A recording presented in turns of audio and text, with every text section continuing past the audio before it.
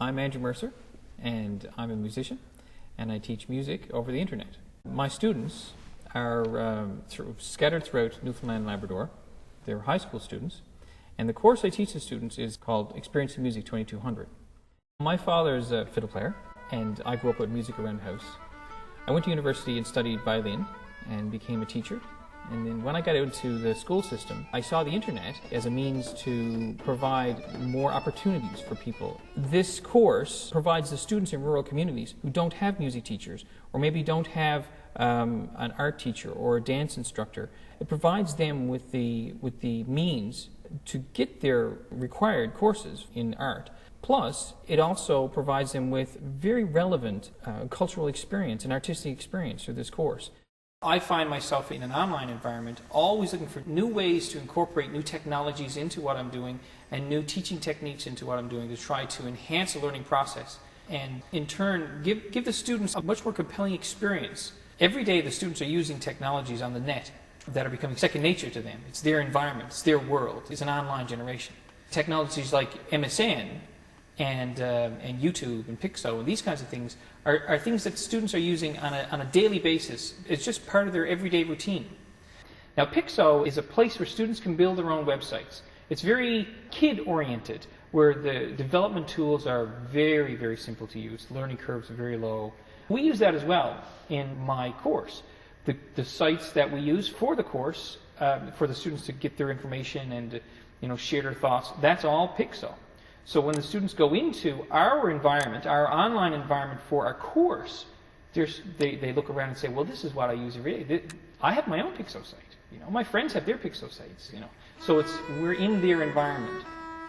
I try to put Newsfeeds in on their website so they can have relevant news about music coming into their web space. So when they visit the Piczo site, they're seeing these pieces of news about their own artists that they enjoy.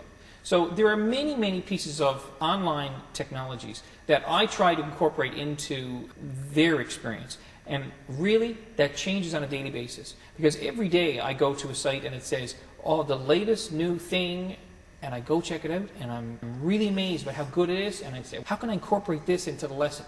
And if it's something that's going to be, especially related to music, I mean, really, it's fabulous. So I try to incorporate these new things in. One thing that's coming up these days, a really hot topic, is podcasting. Podcasting has become very widespread in a lot of fields, and a lot of people are using it. There's much talk about it. And for a long time, I've been thinking about, well, what's the most effective way to use podcasting? If students are creating a piece of work, they can record themselves using another piece of software called Audacity, which is an open-sourced, free recorder that all my students have on their computers, and they learn to use in my course.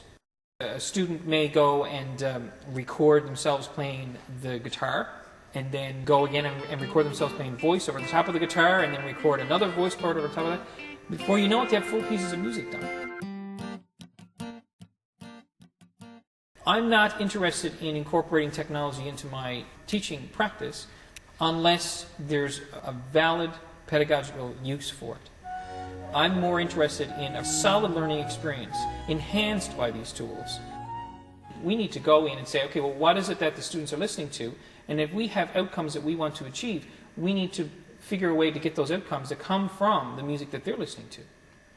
An example, if we're talking about minimalist music, like Philip Glass, Steve Reich.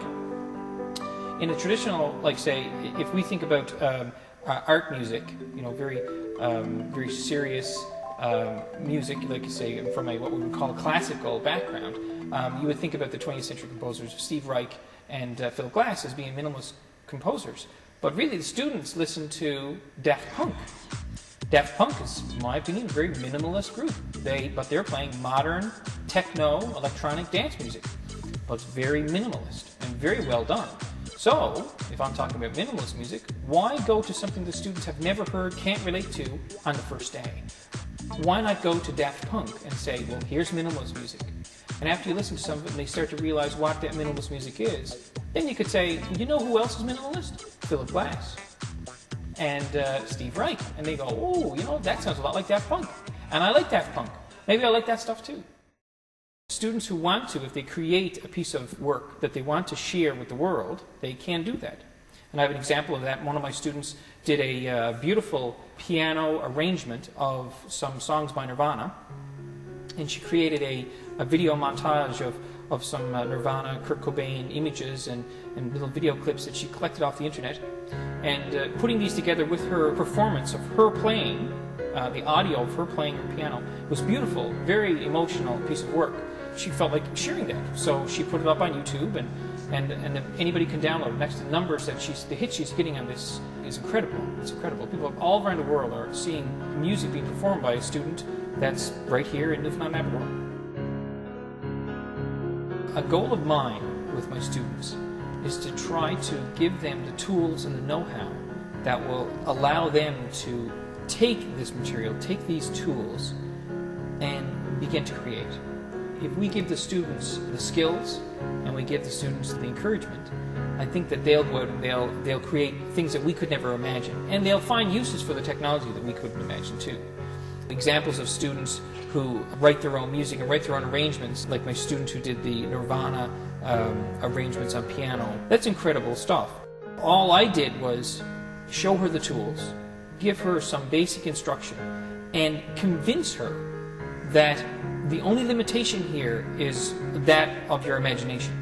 So sometimes the idea is that the kids can take the know-how and the inspiration, hopefully, and the tools, and go create things that they can be so proud of and become so engaged in as part of the learning process that they're teaching themselves. This computer-based, web-based world, this is where they are on a daily basis. It's not like I'm asking them to do something really different. I'm just giving them some outlet for the creative possibilities.